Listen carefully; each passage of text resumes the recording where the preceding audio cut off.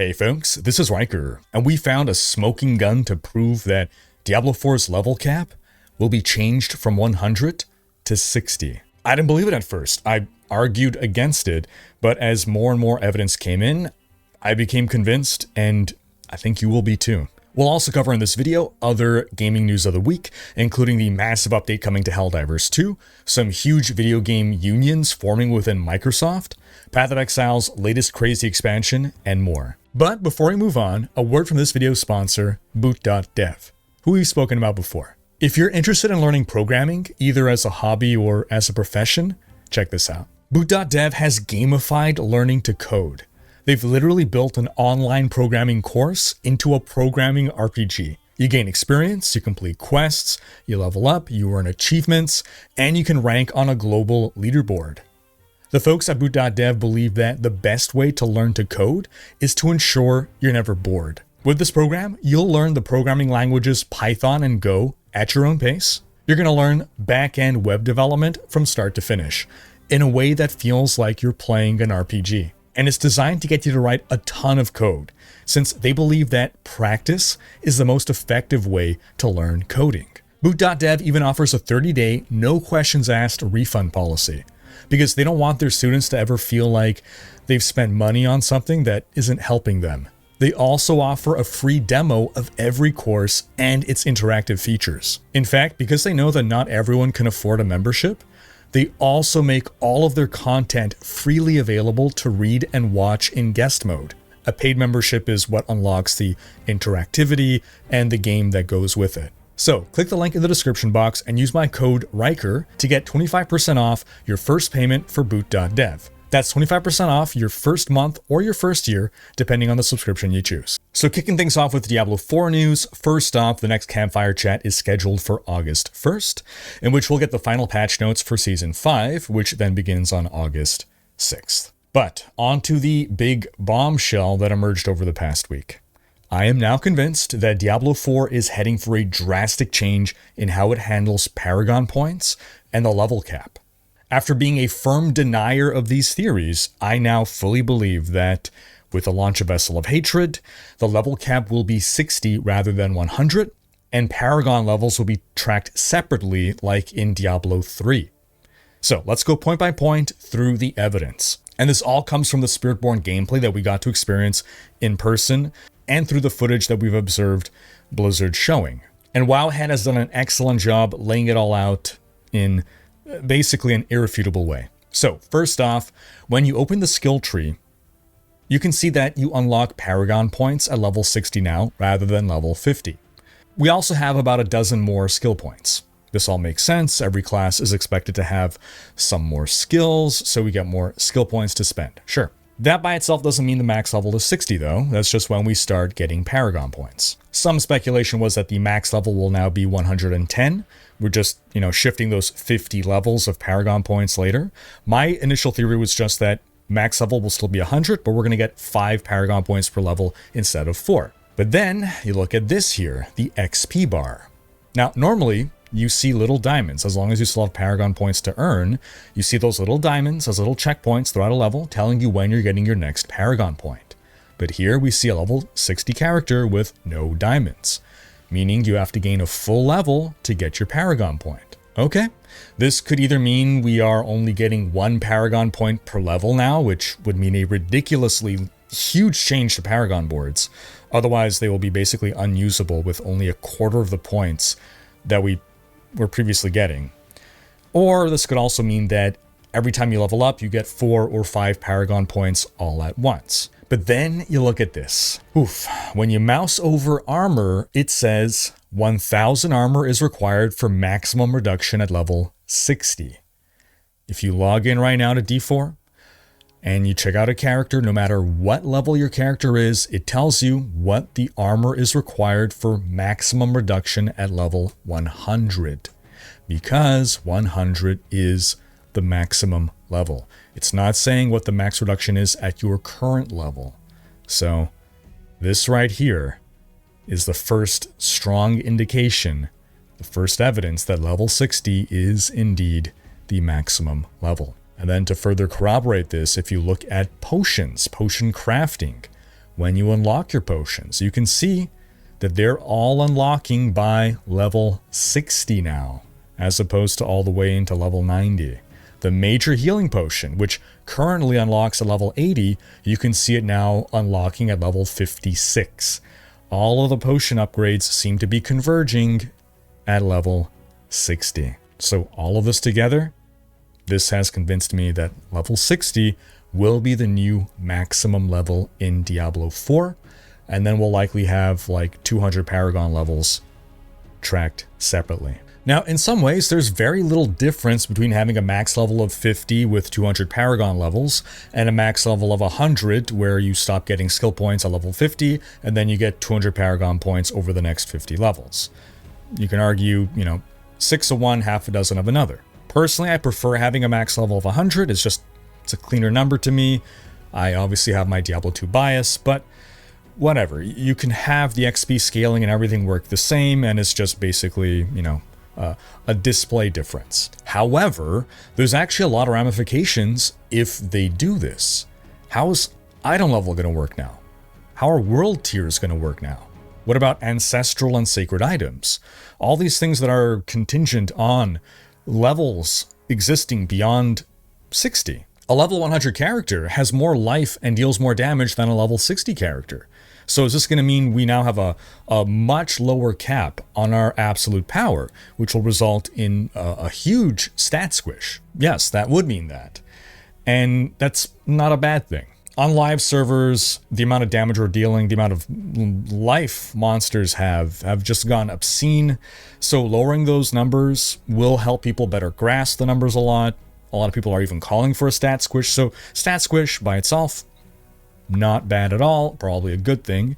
And we actually see more evidence of a stat squish with this sample Spiritborn item here. We see an ancestral two-hander dealing only 787 damage, while all of its other stats, like plus to all stats, they're equivalent to an item power 925 item.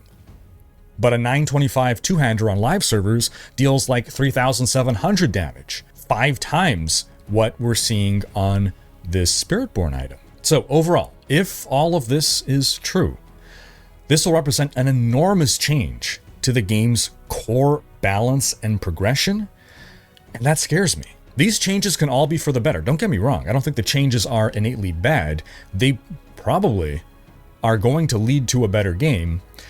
It just feels like we've now finally reached a point where people are really happy with the game and how it feels to progress, right? Season 4, unilaterally, people agree that this is the best the game has ever been. And now we're going to substantially change things that could potentially alter how all that feeling of progression and balance and power, how all that feels.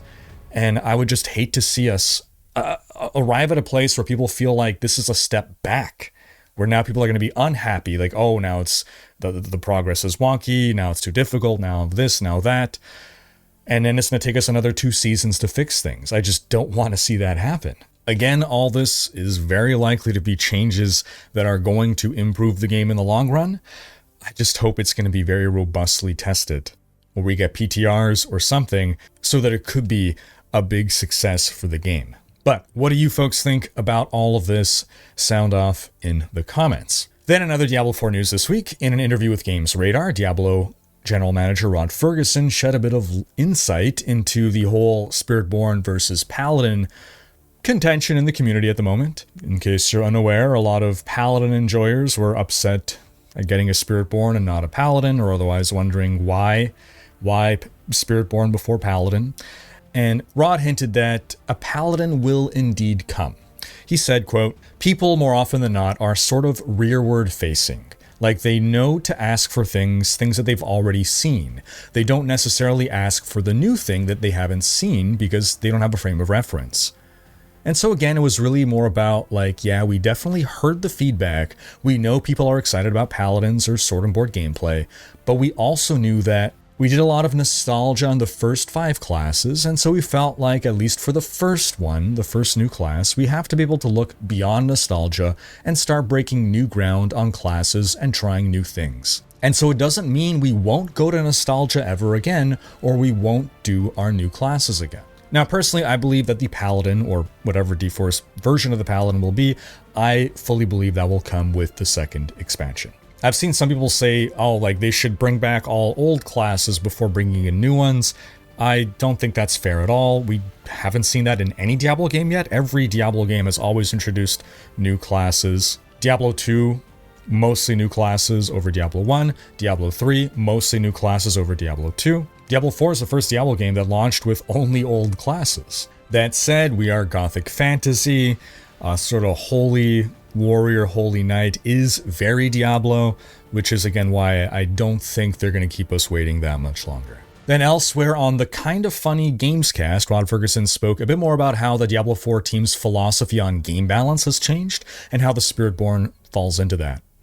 I normally quote or summarize, but I feel it's important this time to hear the full context and the joking tone going on the podcast itself, so have a listen to this. It's an ongoing conversation. That's why we changed our philosophy around how busted does something have to be before we fix it. And generally, it's now, we've kind of gotten to the place, as long as it's not breaking the servers, because we've actually had that. We've had a build that, when you look at the PTR for Season 4 and the screen full of fiery dust devils, you're like, oh, if that went public, like in a wide, we would be crashing everything. Yeah, it was bad. And so you have to rein that in. And then, we sort of look at okay, at mid-season, we're going to have mid-season. That's a good time. You got to play with it for, a month and a half. We might need to tweak a few things, and then you get and then we'll carry on. So we try to be more transparent and more deliberate about balance. So it's just not, you wake up one morning and all of a sudden your build isn't viable anymore. And we would never swing it that much.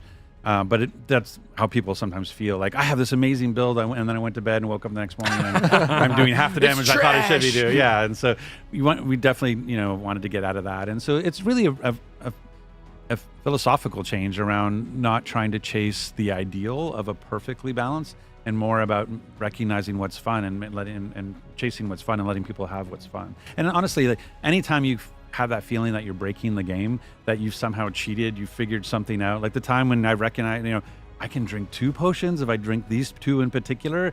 Then you feel like, ooh, I'm getting away with something. I'm breaking the game. I'm breaking the game. I feel good, right? Or as I talked about taking my son to 70 in an hour, that feels like you're breaking the game, but it feels good and fun. And so why do I need to be the fun police and say oh, I hate fun, so stop doing that?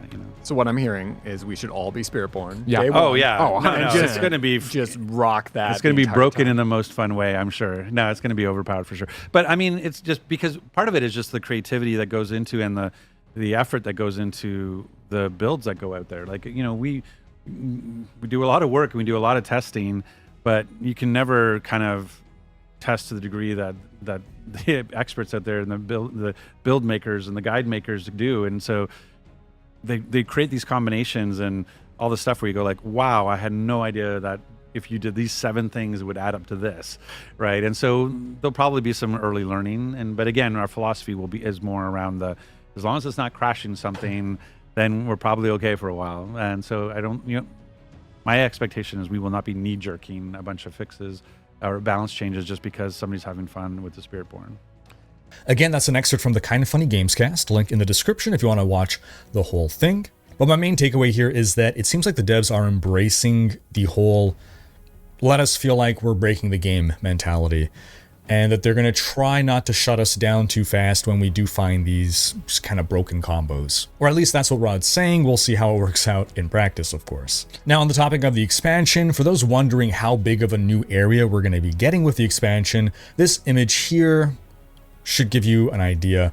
This is Nahantu when we were playing with the Spiritborn a couple of weeks back. Again, I have a full gameplay video with my footage. We only had one of the 2 Nahantu regions, but you can get a grasp of what the full size of the region is going to be. It's roughly the size of Skosglen, so that's the size of the new area that we'll have to play with.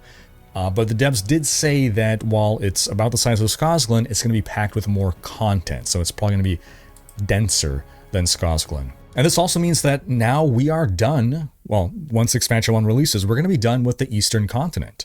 I originally thought that we would have multiple expansions to fully explore the Eastern Continent, but one more region there, and now we are done with a whole half of the world.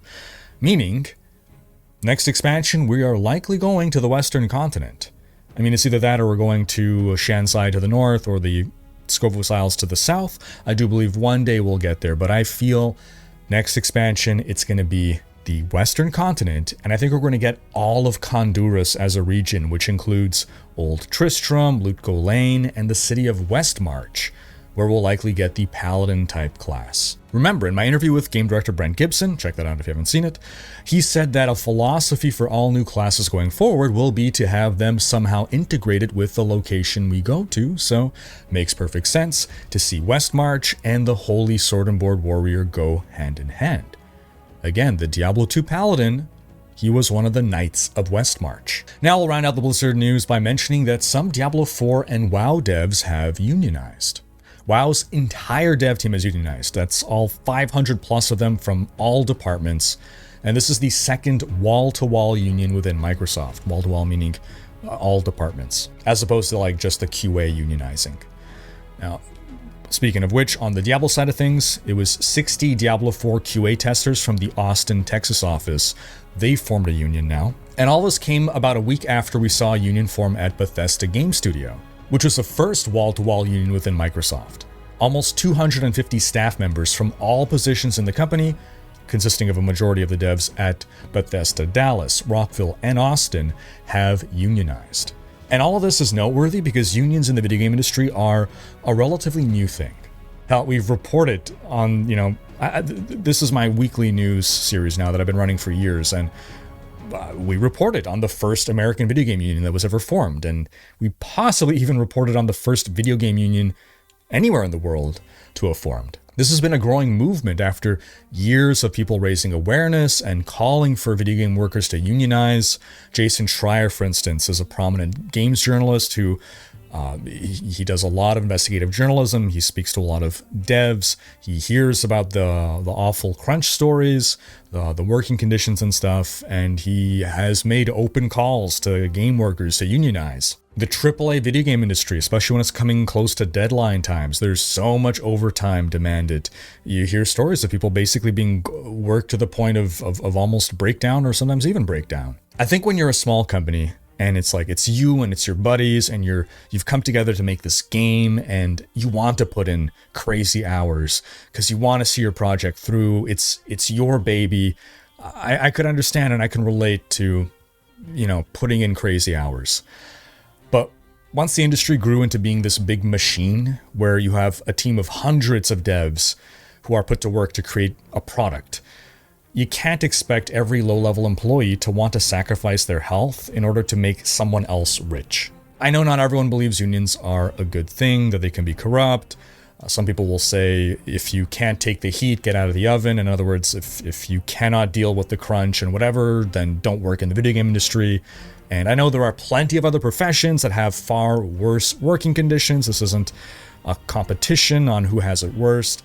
At the end of the day, I think what we can all agree on is that happy, healthy, well-rested devs who aren't on the brink of burnout are going to produce better games. It's one thing when devs want to push themselves, right? It's another when corporate overlords are mandating it in order to meet deadlines so that the next fiscal quarter shows enough growth for the shareholders so that the CEO gets his fat bonus again in another record year that somehow still needs to see mass layoffs. And good on Microsoft for being a company that is allowing these unions to form as opposed to doing everything in their power to shut them down like some other companies do. And in other news, here's an unfortunate example of what a union could have helped with. All 36 employees of Humble Games were all laid off one morning this week without notice. A union may not have been able to protect them from losing their jobs, but they could have protected them from being caught off guard by this, by forcing them to have received more advanced notice. Now, there's some question as to whether or not Humble Games is shutting down entirely. The people laid off seem to think that's the case, but those who own the company are calling this a restructuring. And other sources are saying that they're basically now going to be outsourcing all work to a third-party company. And it's a damn shame. I feel bad for the workers at Humble Games. I hope they manage to land jobs soon. Humble Games published Slay the Spire and plenty of other great indie titles. And just to clarify, IGN owns Humble Bundle. Humble Games is a separate company that was established as the publishing arm of Humble Bundle. Humble Games is not owned by IGN, but rather it's owned directly by IGN's parent company, Ziff Davis. And they're assuring people that planned upcoming game releases will not be affected by these layoffs. Yeah, I bet. Then we got some big Helldivers 2 news this week. The game's biggest update yet is launching on August 6th. Called Escalation of Freedom, it'll bring new game modes, new objectives, new enemies, and a new level of difficulty called Super Helldive, which will feel like a real big step in difficulty progression from difficulty 9. New enemies include Spore Chargers, which are chargers that are basically traveling spore towers, carrying that fog with them, new types of Brood Commanders that'll spawn new things, a big automaton tank that shoots salvos of rockets at you, yay. They're also bringing back the Impaler from Helldivers 1, which, if you're running away from a bunch of bugs, will cut off your escape, yay again. We also saw Scout Striders with rockets and armored cockpits. They're adding a new planet biome, or a new take on the swamp at least. It's going to be some kind of spooky swamp. The Acid Storm weather effect will have a new mechanic to it. It's going to reduce everyone's armor, friend or foe, thereby increasing the damage everyone takes while the storm is active. They're adding a new type of outpost, a massive fortress, which will have great rewards for taking it. I'm thinking super samples here. One new objective that they're adding includes retrieving a larva, which you have to wear as a backpack, and you got to bring it with you to the extract point, except it's going to periodically cry like a big baby, attracting terminates. And there's a bunch more surprises as well. You know, they never give everything away in the patch notes. But one huge quality of life upgrade for all Helldivers: if you are kicked from a game, because public games are full of griefers who will kick you for no good reason, well, you'll spawn into a new session by yourself with all the team's loot from the previous session, or a copy of it. You're not stealing their loot, it's just duplicated for you. So this way you can still extract without having just wasted 20 minutes of your time. Great stuff, Arrowhead. Then in some Path of Exile news, the new expansion launched yesterday, which has been incredibly hyped. By now, people certainly have some preliminary thoughts, so sound off in the comments with your thoughts on the league if you've tried it so far. I'm personally really hyped for the whole city builder mode. I'm hoping by the time you're watching this, I'll have had a chance to play. I just love when they try these new crazy ideas. But I also suspect that some people may feel like I'm playing an RPG to get loot from monsters, not to manage a city. So I do hope this mode is well received. I always love their ambitious ideas. I know sometimes in the past, some of their more board gamey things were not as well received, but fingers crossed for this one. And again, I'd love to hear your thoughts if you've tried it. But the biggest feature that everyone can be happy about is the currency exchange, which is basically an auction house for currency. For now, it's only available in the Settlers League, but of course the devs will see how things go and possibly make it a permanent feature. The currency exchange is not available in solo self-found, which should be obvious, and it costs gold to use. Gold is a new currency that you'll get as drops while defeating monsters. Early game gold is scarce, so you won't be able to really use the currency exchange much, but by end game the gold cost will be trivial to you. And since gold cannot be traded, this means that in order to use the currency exchange, you need to actually play the game. Defeating monsters gets you gold. This is an excellent way to stop bots from ruining the market, as well as diminish other market manipulation tactics. For example, my main problem with the auction house in Diablo 3 was that the most effective way to play the game was not to play the game, but to play the auction house instead. Because flipping items on the auction house would net you more profit in gold than you would get just from playing the game. I transformed 20,000 gold that I got from playing the game into 2 billion gold just flipping items. Then you take that money and you just buy all the gear you want and you power up in a fraction of the time it would take you to power up by actually playing the game. But in PoE, with this gold cost, you are forced to actually play the game. You know, do the thing that you're supposed to do, the whole point of the game. There's no way of getting around it, which is good, because the point of the game is to defeat monsters, not to defeat taxes. Then, of course, a new league brings with it new challenge rewards. Some of these look pretty sick, especially the portal. Basically, these are cosmetics that you can earn for completing a bunch of in-game challenges. Melee and retaliation is looking like it'll be really strong this league as well. If you're playing, what build did you go with? Sound off in the comments. Then, in a quick update, I did manage to squeeze in a couple hours of gameplay, and I'm really liking the league mechanic. I like that you can engage with it right from the start. Every time I run into it, I want to engage with it. I feel like it's worth my time to engage with it. I enjoy the progression of building up the city, and I got really excited about what my first shipment returned to me. What an absolute gift basket of loot. I actually got a unique amulet that was really good for my build. Gave me 10% move speed and 30% more damage. Of course, that was just luck, but yeah, my preliminary thoughts are very positive. Then in some quick Stardew Valley news, creator Concerned Ape has pledged to never charge money for any DLC or future updates. On Twitter, he said, quote, "I swear on the honor of my family name, I will never charge money for a DLC or update for as long as I live. Screen cap this and shame me if I ever violate this oath." The dude has easily made over $10 million on the game, so he's not exactly hurting for money, considering he was a single dev when he started, and he only expanded a little after launch to have some help running things. But still, he could charge for DLC, and his player base wouldn't mind. It wouldn't be greedy or unfair of him to do so. He has built up so much goodwill with his continued free updates and support of the game. It's just nice to see a dev that loves what he made so much and wants to keep delivering for his players. I'm happy for his success, and I'd be happy to see him continue to be rewarded for being such a great dev. In other news, Fallout London has finally launched. This is the fan-made expansion for Fallout 4 that takes us somewhere we've never seen in the Fallout universe. London, in case you didn't guess. And sure, the voiceover in the trailer may be a little cringy with the all-over-the-place accent and literally every bit of Cockney rhyming slang that they could fit in, but this still looks really cool and as close to an official-looking expansion as you could hope for from a mod project. If you own Fallout 4, this mod definitely seems worth checking out. In some brief Baldur's Gate 3 news, the game is still seeing 100,000 daily concurrent players on Steam a year after its launch.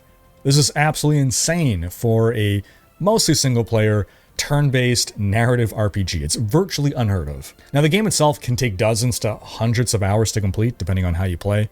So sure, it's possible some people just still haven't finished the game since they got it. But also, there's just so much replay value.